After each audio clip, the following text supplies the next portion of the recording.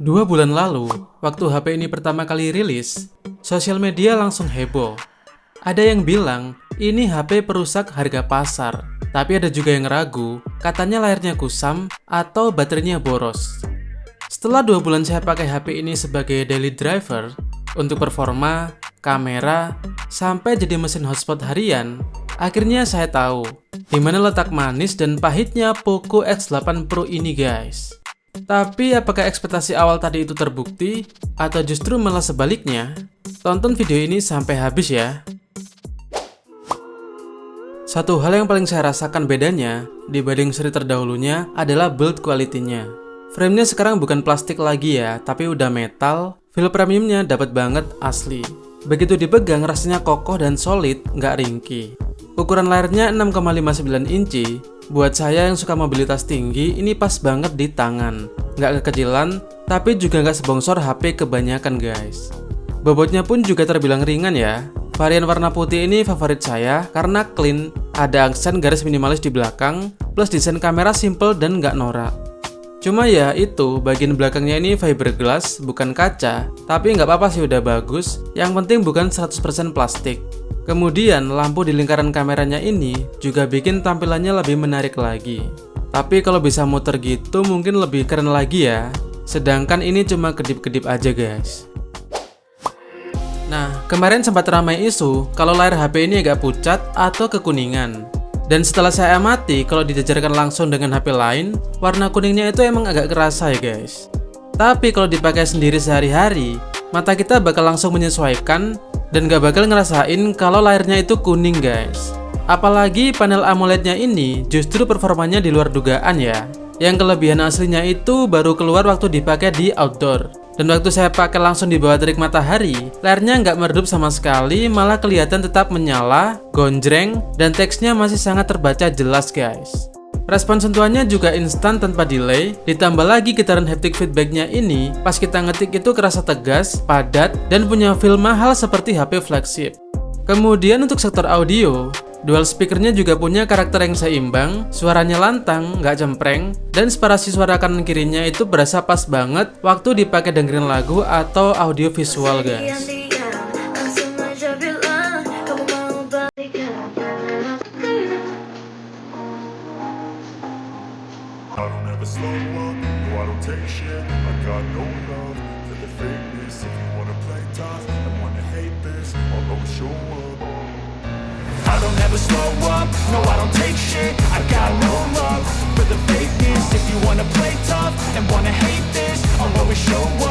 Di sektor dapur pacu, Dimensity 8500 Ultra di HP ini emang nggak bisa bohong kencangnya guys. Buka tutup aplikasi, scrolling sosmed, semuanya berasa sat-set.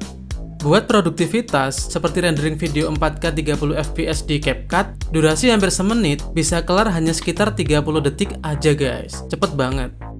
Tapi catatan pentingnya, setelah 2 bulan pemakaian, performa kencang di HP ini emang berbanding lurus sama suhunya guys. Kalau dipakai kerja berat secara intens, kayak rendering berturut-turut, atau pas lagi main game, bodi belakangnya ini bakal mulai kerasa panas. Lalu sistem HyperOS-nya bakal otomatis menurunkan performa demi keamanan biar HP-nya nggak overheat.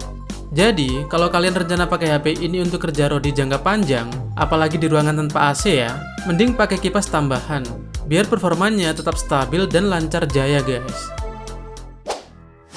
Untuk kamera utama 50 megapikselnya, karakternya cenderung natural, tajam, dan kontrasnya nggak lebay guys.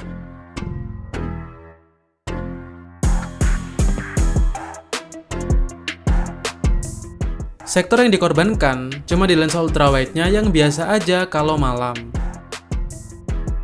Untuk kemampuan perekaman videonya, yang menurut saya performanya cukup stabil dan bisa diandalkan. Untuk perekaman siang hari, reproduksi warna dan dynamic range-nya tergolong rapi, area langit nggak gampang overexposure, sedangkan detail bayangan di sekitar objek masih sangat aman terbaca guys. Selain itu, kecepatan autofokusnya juga terbilang responsif. Waktu dipakai buat ambil gambar makro atau objek jarak dekat, perpindahan fokusnya berasa instan dan juga termasuk presisi. Paling tantangannya kalau dipakai buat ambil video di kondisi low light atau di malam hari, kamera utamanya masih sanggup ngejaga pendaran lampu jalanan biar nggak terlalu noise, dan exposure keseluruhannya masih terlihat natural.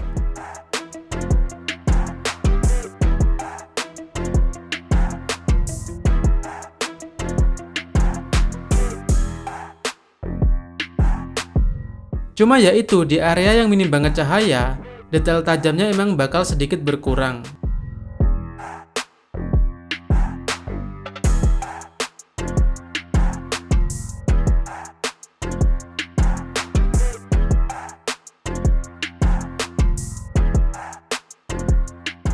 Tapi yang menyenangkan justru fitur AI tambahannya, terutama buat hapus objek dan ngelebarin gambar di galeri bawaan guys.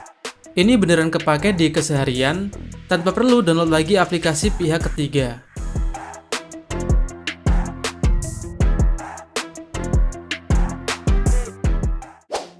Ngomongin baterai 6500 mAh-nya, ini unik. Kalau kita pakai untuk skenario berat, seperti hybrid data seluler, dan menyalakan hotspot untuk 3 perangkat sekaligus, daya tahannya terasa biasa aja. Screen on time-nya cuma dapat kisaran 6 aja guys. Konsekuensinya, manajemen suhunya itu kerasa hangat bahkan panas, bisa sampai 40 derajat Celcius. Tapi untungnya, ngecasnya ini pakai charger 100 watt bawaan, jadi nggak sampai 1 jam udah bisa penuh lagi guys. Tapi ada satu penyakit lama yang masih diwariskan, yaitu iklan bawaan sistemnya, yang masih lumayan agresif di beberapa aplikasi guys. Jadi solusinya, begitu HP dinyalakan, kita harus meluangkan waktu sebentar di pengaturan untuk mematikan rekomendasi dan mencabut otorisasi MSA-nya, supaya pemakaian jadi lebih tenang guys.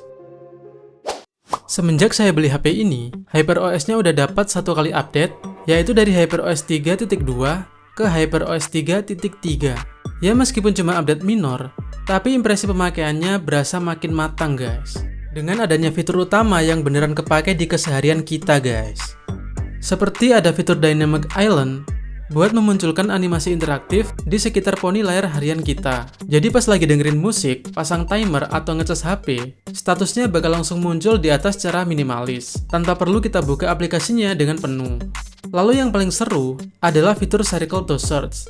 Ini beneran mempermudah hidup, karena kalau kita lagi penasaran sama suatu objek di layar, entah itu pas scrolling Instagram atau nonton video, kita tinggal tahan tombol home, lalu lingkari objeknya. Dan sistem AI-nya bakal otomatis mencari informasi barang tersebut, detik itu juga sangat instan guys.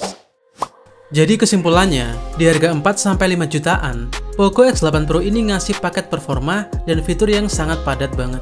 Dia bukan HP yang sempurna di semua lini, baterai kalau dipakai kerja rodi terasa boros, ultrawide-nya juga standar, tapi kalau prioritas kalian adalah performa yang kencang, bodi metal yang ringkas dan kokoh, serta fitur AI yang melimpah, HP ini adalah salah satu opsi terbaik saat ini guys. Jadi saran saya, kalau kalian udah dapat unitnya, dirawat baik-baik. Karena di tengah tren kenaikan harga gadget sekarang, bakal sulit nyari pengganti sepadan di kelas harga yang sama guys.